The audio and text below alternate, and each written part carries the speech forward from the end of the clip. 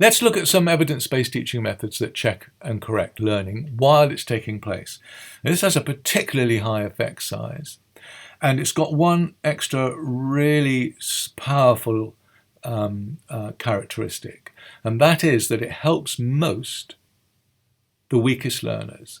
So because you're correcting the learning as it's taking place, students don't get the wrong end of the stick and then learn it wrong and then have to change. And you're finding errors and omissions in the students' learning while the learning takes place, and so as a consequence, you're able to improve the learning and make it much easier for students who are a bit weaker.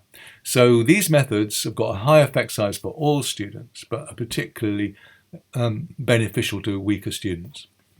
First of all, a method I've used myself briefly in this talk, diagnostic questions. Let's see how it works in the classroom though.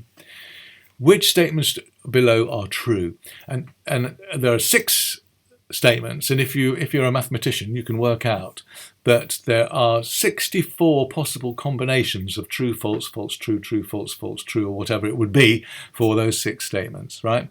So the student looks at these examples are for a student who's just been learning about the area of rectangles and squares and things like that, calculating area.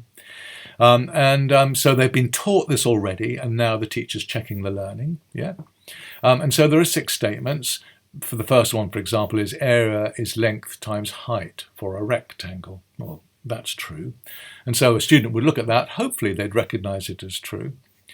And the teacher, though, has cunningly put in some statements which he knows or she knows are common misconceptions.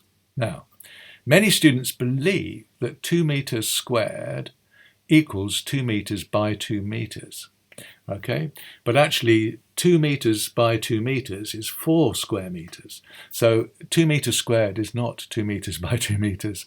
So that's a common misconception though, and so the teachers put that in order to inoculate students against believing that, and in order to correct it later.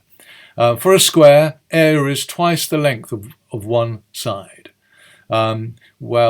That's not true either, and so on. So basically what the teacher does is to give those 6 statements, and then if you're in a classroom, what you can do is to say to students, to give students time to work out their answers, true, false, true, true, false, false, true, whatever it would be. When they've done that, they then compare in pairs, yeah? And when they've compared their answers in pairs, they will obviously argue about the ones where there's a disagreement. So if one thinks 4 is true and the other thinks 4 is false, they will obviously discuss that and try to come to a conclusion.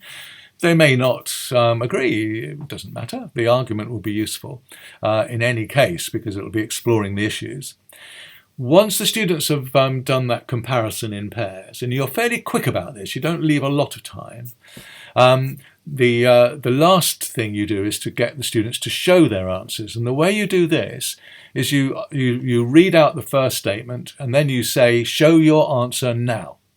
And at the word now, the students put their hands up with their thumbs upwards if they think that first statement is true that you've just read out. If they think that statement is not true, they put their thumbs down. Yeah. You can scan all the thumbs now and very quickly see whether there's a confusion amongst your students, or whether they all got the right answer, or whether they've all got the wrong answer. And then you go on to the second statement and you read that one out. 2 meters squared equals 2 meters by 2 meters. Show your answer now. And the students put their answer, they put their thumbs up. So in that way, you go through all of the 6 statements. It doesn't have to be 6, it could be 5, obviously, whatever. You go through the statements and then you can discuss the ones where the students have had difficulties and go over those and say, oh no, number 2 is not right, let's go over that again. And you can fix those misconceptions. And you're fixing them fast. Yes, the ideal here is that this is done in the same lesson in which you're teaching that topic. So the students are going out with that misconception fixed. Now this method is based on a method that Eric Mazur used, and you can look him up on the internet. He calls it peer instruction, actually, and he doubled the rate, almost doubled the rate at which undergraduates learned physics in Harvard University. So he would teach for 15 minutes. I mean, these were very, very able adult learners, really, these are students in undergraduates. He would teach for 15 minutes, and then he would set some diagnostic questions.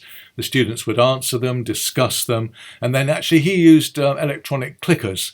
So the students had little clickers where they could say true or false on a little clicker, and that would go directly to Eric Mazur's laptop, and he'd be able to show, how many people believe that statement 1 was true and false, on a bar chart on screen immediately. But that's very sophisticated. You can do it with thumbs, I think, for a normal classroom. Over a period of years, he developed this, and he made sure that common misconceptions were in the diagnostic questions so that he could correct them.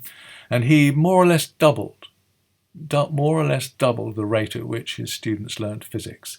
And these are very able students. If it works for them, surely it'll work for weaker students.